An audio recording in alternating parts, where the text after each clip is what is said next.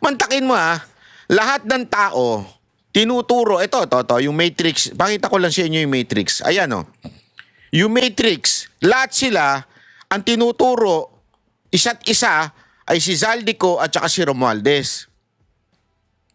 Di ba? Tapos alam naman natin, sa ibabaw ni Romualdez, meron talagang, alam natin kung sino yan. Nakangiwi dyan, sigurado yan. Ang picture na dyan, nakaganyan yan. Di ba? Totoo. Alam natin yan. Pero mantakin mo, biglang ang kinulong si Rebilla, anak ka ng katarantaduhan. Gago! Ulitin ko I am not saying na hindi guilty si Rebilla. That's not my point here.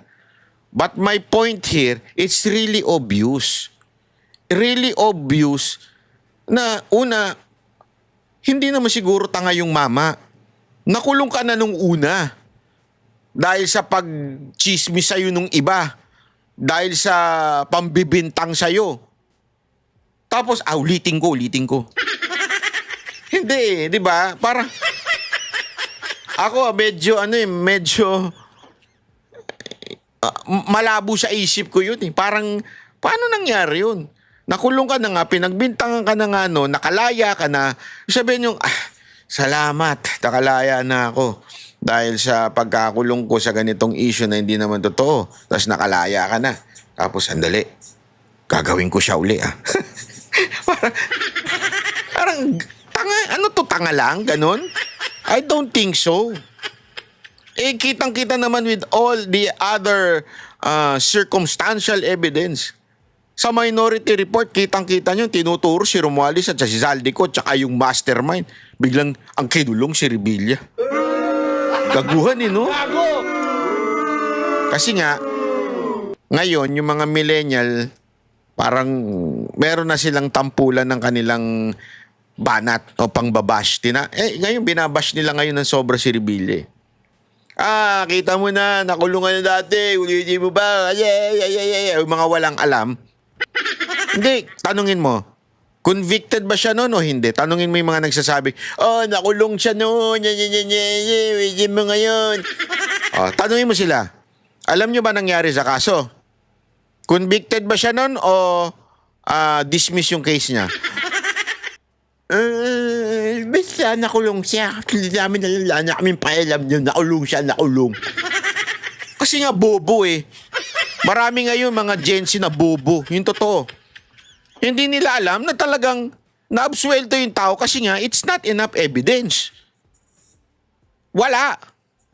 Tapos ganyan sasabihin, nakadalawa ka na. Bobo pa rin kami, bobo. Nakadalawa na. Lalo na yung mga political analysts na walang trabaho. Kasi nga, ang motibo kasi nila ay Eto, simpleng-simple. Eto.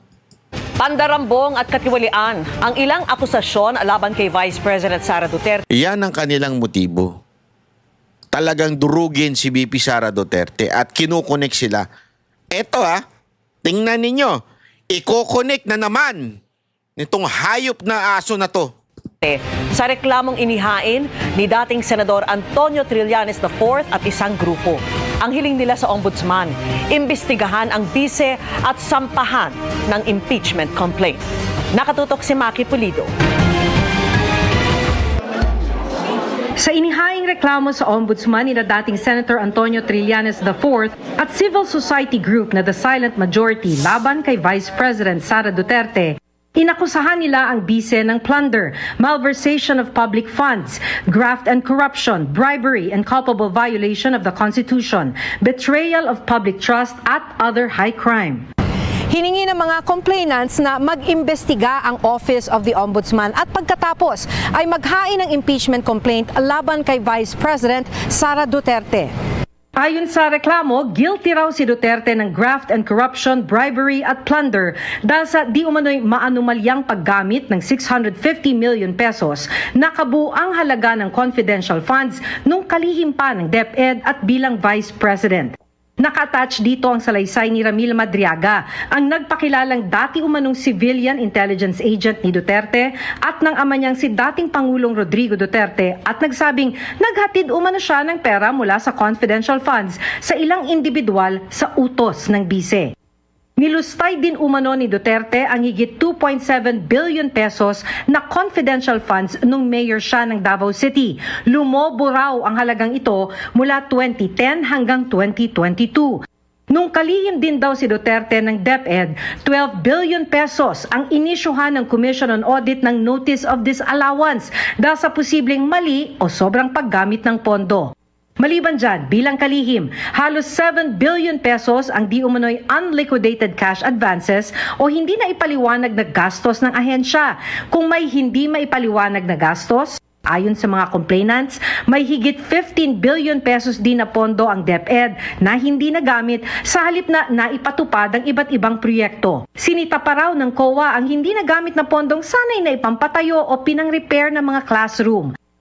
Dahil dyan, ayon daw sa COA, 192 classrooms lang daw ang naipatayo ng DepEd samantalang 6,000 ang target at 208 classrooms lang ang na-repair sa target na higit 7,000.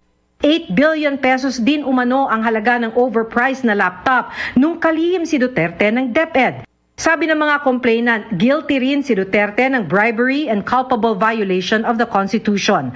Ayon sa reklamo, may hindi raw maipaliwanag na kayamanan si Duterte. May 2.4 billion pesos umanong nakadeposito sa bank account ni Duterte kung saan ka-joint account ang kanyang amang si dating Pangulo Rodrigo Duterte at asawang si Attorney Manasseh Carpio. Ang mga bank deposit na ito at ibang ari-arian, hindi rin daw idineklara ni Duterte sa kanyang Assets of Statements and Liabilities o SALN.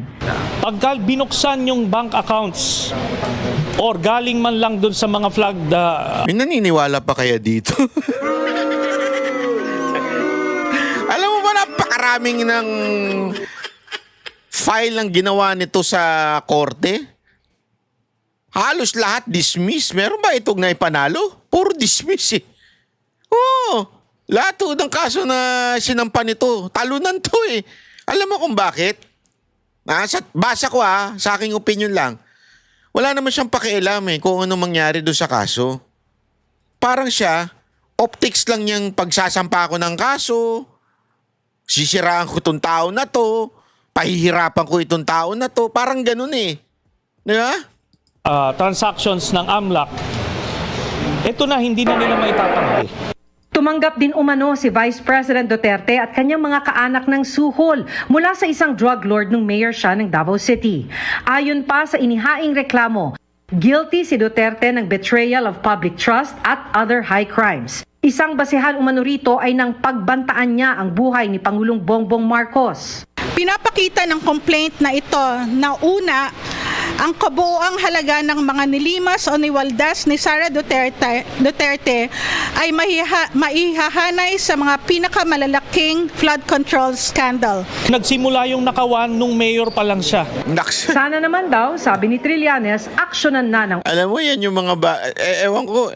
Siguro, mas pwede pa yung mga EJK nyo, pautot nyo eh. Pero yung magnanakaw, ang mga Duterte, seryoso ba kayo? Nakita nyo na yung kung gaano kapayak ang buhay ng mga yan? Eto na nga lang eh. Pumunta ka ng Davao. Yung mga taga Davao mismo magsasabi sa inyo, mayaan magnanakaw? Hindi nga namin nakitang parang nagiging garbo mga gamit niyan eh. Hindi nga yan mga alam mo yun, simpleng-simple ng buhay. Kasi alam mo, hindi ko naman sinasabi yung mga may magagandang gamit o whatsoever, tirahan ay mga magnanakaw na. That's not my point. Pero, alabo. Alabo po nung ganyang klaseng, sa dami-dami ng ididemanda nyo, bakit hindi na lang EJK kaya? Yun na lang, pwede. O kaya yung nananampal siya, ganun. Mas posible pa eh. Pero yung pagnanakaw, katarantaduhan. Pero ito matindi. Sa dami ng demanda, ito matindi. Intayin nyo sa dulo. Ombudsman ang reklamo laban kay Duterte. Nauna pa raw sampahan ng Ombudsman sa Sandigan Bayan si dating Senator Bong Yon. Revilla, samantalang noong nakaraang taon pa may nakahain ng reklamo Yon. laban kay Duterte. Last year pa to sa Quadcom, hindi pa umuusad. Yon. Itong kay Senator Bong Revilla, linggo lang ang binilang. 90 million ang halaga. Yon. Hinihingi pa namin ang pahayag ni Vice President Duterte. Sinubukan din namin kumuha ng pahayag ng Office of the Vice Kita nyo na kung paano ikinunik? Kasi nga, remember, this is all about PR, optics. Merong big fish nang nakulong. Ngayon, isunod na natin yung mga kaalyado, isunod na natin yung mga kaibigan ni Revilla. Kasi, isipin nyo to kung ang nakulong, halimbawa lang, kung ang nakulong si Romualdez, paano nila ikukunik si Romualdez kay BP Sara Duterte? Napakalabo. Kasi alam nating magkaaway. So, hindi maikukunik si Romualdez kay BP Sara Duterte. So, para ma-connect nila ang flood control project, yung ghost flood control project o yung flood control scandal, para ma-connect nila yan, kailangan ng isang sikat na kaalyado ni BP Sara Duterte, ikulong natin yan, maididikit na natin yan kay BP Sara Duterte. Gago! Si Zaldico, yung pinagbibintangan nila. Bakit hirap na hirap silang hulihin at pauwiin? Kasi ang hirap na makonek si Zaldico dito sa kampo ng mga Duterte. Kaya talagang imposible ho nilang i-connect po yan. Imposibleng huhulihin nila si Zaldico. Siguro, kaya lang nila huhulihin si Zaldico, kaya interesado sila kasi pinangalanan si Romualdez. Pero si Romualdez, kumukuya-kuya-kuy hanggang ngayon. Kuya-kuy lang yan ng kuya-kuy. Kaya nga sabi ko sa inyo mga kababayan, magmatyago tayo. Huwag ho tayong papadala sa optics nila, huwag ho tayong papadala sa mga propaganda ho nila. Dahil again, all of these things that is happening right now, the target is BP Sara Duterte for 2028 to lose. Para matalo si BP Sara Duterte. Yan ang goal nila. Kasi kita mo naman kahit anong paninira sa kanya, hindi siya bumabagsak. So ang goal nila, ibagsak si BP Sara Duterte. Paano yun? Gamitin natin ng lahat. Flood control issue, sikat niya yun. Hanap tayo ng kaalyado niya. Yun na ikulong natin. Sikat na kaalyado niya.